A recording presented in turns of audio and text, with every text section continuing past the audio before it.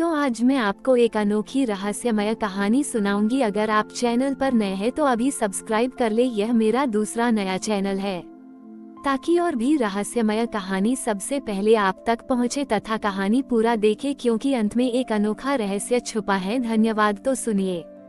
भारत के पश्चिमी तट पर, जहां अरब सागर की विशाल लहरें धरती से मिलती थीं, प्रकाशपुरी नाम का एक छोटा सा तटीय गांव था। ये गांव अपनी साहसी नाविकों और दूर दूर तक फैले व्यापार के लिए जाना जाता था। गांव के किनारे एक ऊंची चट्टान पर एक प्राचीन शिव मंदिर था, जिसके शिखर पर एक दीपस्तंभ बना हुआ था।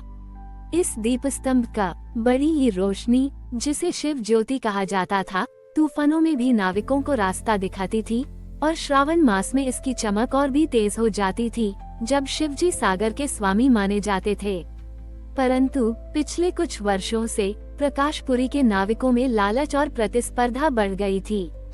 वे सुरक्षित मार्गों पर चलने के बजाय अधिक मछली पकड़ने या कम समय में दूर की यात्राएं पूरी करने के लिए खतरनाक और अज्ञात समुद्री रास्तों पर निकलने लगे थे। उन्होंने सामुद्रिक परंपराओं और पुरानी चेतावनियों को अनदेखा करना शुरू कर दिया था। उनमें एक दूसरे के प्रति विश्वास कम हो गया था और हर कोई सिर्फ अपने फायदे के लिए काम करता था। इस बदलते रवैये का परिणाम ये हुआ कि समुद्र में दुर्घटनाएं बढ़ने लगी थीं। कई नाविक अपने पोतों जहाजों के साथ लापता हो गए थे और तूफान अक्सर अप्रत्याशित रूप से आते थे। गांव का पुराना दीपस्तंभ, जो कभी प्रकाशपुंज था, अब कमजोर और धुंधली रोशनी देने लगा था, मानो वह भी नाविकों के भटकते मन का प्रतिबिंब हो। गांव वाले चिंतित थे कि यह शिवजी की नाराजगी और समुद्र देवी के कोप का संकेत है। गांव में वरुण नाम का एक युवा नाविक था। वह साहसी था, पर अपने पिता की तरह वह भी केवल लाभ पर ध्यान देता था। उसने कई बार खतरनाक यात्राएं की थीं और हमेशा बच निकला था, जिससे उसका अहंकार बढ़ गया था। वह दीपस्तंभ की शक्ति को केवल एक प्राचीन कहानी मानता था और उस पर विश्वास नहीं करता था। उसके मन में भी अपने साथी नाविकों के प्रति गहरी अविश्वास की भावना थी।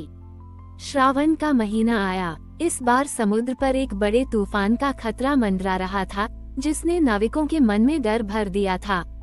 मंदिर का दीपस्तंभ मुश्किल से टिमटिमा रहा था।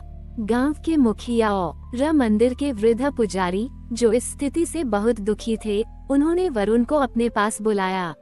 पुजारी ने शांत स्वर में कहा, वरुण, हमारे दीपस्तंभ की रोशनी केवल तेल से नहीं, बल्कि नाविकों के अटूट विश्वास और एकता के भाव से जलती है।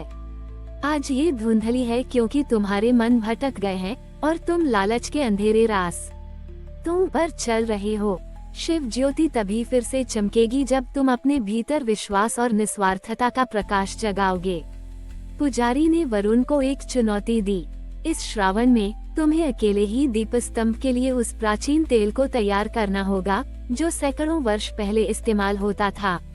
ये तेल केवल विशेष जड़ी बूटियों और फूलों से नहीं बनता, बल्कि इसे एकजुट हृदय के शुद्ध भाव से बनाया जाता है। तुम्हें ये तेल बनाते समय अपने मन से लालच और अविश्वास के सारे अंधेरे को मिटाना होगा। जब तक तुम्हारा हृदय विश्वास और निस्वार्थता से नहीं भरेगा, दीपस्तंभ की रोशनी कभी फिर से समुद्र में नाविकों को सही मार्ग नहीं दिखाएगी। वरुण ने चुनौती सुनी। उसे लगा कि यह केवल एक बूढ़े पुजारी का अंधविश्वास है। वह तो एक कुशल नाविक था, उसे इन सब की क्या जरूरत थी। पर उसके मन में भी गहरे कहीं न कहीं उस खोई हुई सुरक्षा और शांति की इच्छा थी, जो दीपस्तंभ की चमक से मिलती थी। उसने सोचा, ठीक है, मैं ये करके देखता हूँ। अगर यह काम कर गया तो मैं मानूंगा। उसने चुनौती स्वीकार कर ली, पर अभी भी उसके मन में संदेह और अहंकार की एक छोटी सी लौ जल रही थी। वरुण ने चुनौती स्वीकार तो कर ली, पर अभी भी उसके मन में संदेह और अहंकार की एक छोटी सी लौ जल रही थी। अगले ही दिन से उसने प्राचीन तेल बनाने के लिए आवश्यक जड़ी बूटियां और फूल इकट्ठा करना शुरू किया। उसे ऊंचे पहाड़ों पर चढ़ना पड़ा, घनी झाड़ियों में घुसना पड़ा और हर जड़ी बूटी को सावधानी से पहचानना पड़ा। ये काम उसके लिए अत्यंत कठिन और थका देने वाला था, क्योंकि उसने कभी लाभ के बिना ऐसा कोई प्रयास नहीं किया था। बाजार से तैयार तेल खरीदने की तुलना में इन सामग्रियों को पीसना, उन्हें विशेष बर्तनों में धीरे धीरे उबालना और महीनों तक धूप में सुखाना एक लंबी और धैर्यपूर्ण प्रक्रिया थी। उसे इस धीमी गति से झुंझलाहट होती थी। उसके हाथ, जो पतवार चलाने और जाल फेंकने में माहिर थे, अब इन नाजुक कामों में हिचकते थे। उसे लगने लगा कि यह सब व्यर्थ है, कोई वैज्ञानिक आधार नहीं है। परंतु जैसे जैसे श्रावण के दिन बीतते गए, वरुण का शरीर तो थकता गया, पर उसका मन एक नए अनुभव से गुजर रहा था। प्रकृति के बीच अकेले समय बिताते हुए और हर जड़ी बूटी को उसकी शक्ति के लिए इकट्ठा करते हुए उसे अपनी पुरानी लापरवाही और समुद्री यात्राओं में अपने जोखिम भरे फैसलों पर पछतावा होने लगा। उसने गांव के बूढ़े मछुआरों को समुद्र में जाने से पहले मंदिर में दीप स्तंभ की ओर प्रार्थना करते देखा। उनके चेहरे पर अटूट विश्वास था, जो उसके भीतर नहीं था। उसे एहसास हुआ कि उसकी कुशलता केवल बाहरी थी, पर जब प्रकृति क्रोधित होती है तो उसे विश्वास और एकता था बड़ी ही बचा सकती है। उसे समझ आया कि तेल की शक्ति केवल सामग्री में नहीं, बल्कि उसे बनाने वाले के इरादे और हृदय की शुद्धता में निहित है। उसने धीरे धीरे अपने लालच को त्यागना शुरू किया और शिवजी में विश्वास तथा अपने साथी नाविकों के प्रति सम्मान का भाव जगाना शुरू किया। श्रावण के अंतिम सोमवार को समुद्र पर एक भयानक तूफान इकट्ठा हो रहा था। आकाश काले बादलों से ढका था और लहरें भयावह रूप से गरज रही थीं। कई नाविक समुद्र में फंसे हुए थे, अपनी राह भूल चुके थे। वरुण ने अपने हृदय में अब सच्ची विनम्रता और नवजात विश्वास के साथ प्राचीन तेल को दीप स्तंभ के दीपक में डाला।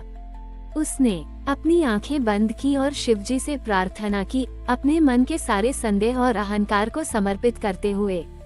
जैसे ही वरुण ने दीपक की बाती को प्रज्वलित किया, एक अद्भुत चमत्कार हुआ।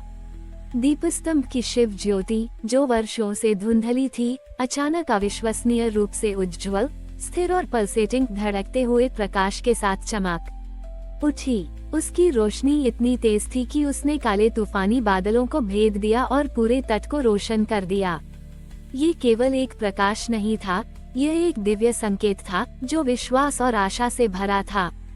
समुद्र में फंसे नाविक, जो डर और निराशा में थे, उस अविश्वसनीय रूप से उज्जवल और स्थिर प्रकाश को देखकर हैरान रह गए।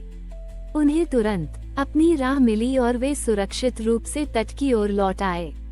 गांव वाले, जिन्होंने इस चमत्कार को देखा, विस्मय से भर गए। उनके मन का सारा लालच और फूट अब कृतज्ञता और सहयोग की भावना में बदल गया। उन्होंने समझ लिया कि शिवजी ने उन्हें केवल रास्ता ही नहीं दिखाया था, बल्कि आपसी विश्वास और निस्वार्थता का महत्व भी सिखा। यह था वरुण, जो कभी अहंकारी नाविक था, अब समुदाय के लिए एक बुद्धिमान और विनम्र मार्गदर्शक बन गया। उसने नाविकों को सुरक्षित नेविगेशन के साथ साथ एकजुटता और विश्वास की शक्ति का महत्व सिखाया। शिव ज्योति अब सिर्फ एक भौतिक प्रकाश स्तंभ नहीं थी, बल्कि आध्यात्मिक अखंडता और सामूहिक सद्भाव का एक शक्तिशाली प्रतीक बड़ी ईका बन गई थी। प्रकाशपुरी अब एक बार फिर शांति और समृद्धि से भर गया था। हर श्रावण में दीप स्तंभ की चमक उन्हें याद दिलाती थी कि जीवन के तूफानों में सच्चा मार्गदर्शन केवल भीतर के विश्वास, विनम्रता और सामूहिक कल्याण के प्रकाश से ही मिलता है, और यह सब शिवजी के आशीर्वाद से संभव है।